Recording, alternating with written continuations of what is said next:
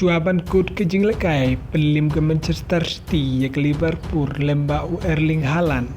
bat ke Real Betis, bat ke Real Madrid, ke job hak La Liga. Ngai ke belai pipa, rogi besu tanatan page dengan ke channel, Shuaban share, like, subscribe, bat sahaj regum jo. Hak Jinglekai jong ke English Premier League, hapdeng ke Liverpool, percaya ke Manchester City. Hak ke Jinglekai ke long ke ba itanat bah.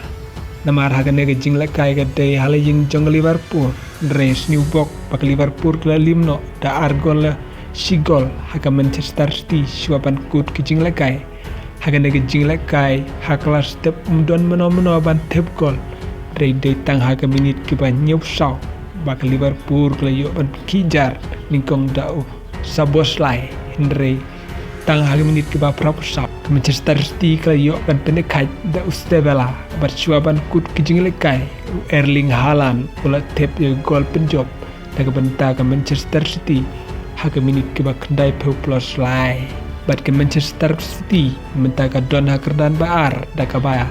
kamai stan peu point naki arpsan ni medan haga English Premier League rehaba pai ke La Liga ke Atletico Madrid ke limno haga Real Betis watla haga Jinglekai jong Copa del Rey ke Atletico Madrid klub pelim keputusan gol lanot ya ke Real Betis ndrei menit ke Real Betis klayo ban siu kliang daga ba penlim sigol ya ke Atletico Madrid balat tebdo Anthony haka minit ke ba arpo pra pada ba pai ke Real Madrid ru kurjing job da argol lanot ya ke Valencia igni ke argol tebdo Pereras haka minit ke ban rupsan bat Mbappe haka minit ke ba kandai peu plus way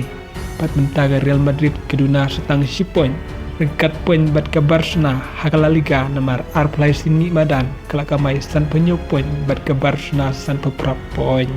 parlok sekomen lada episode tenat bat episode tenat rukum jo ngi sekendo away pat ke video kumlai sibun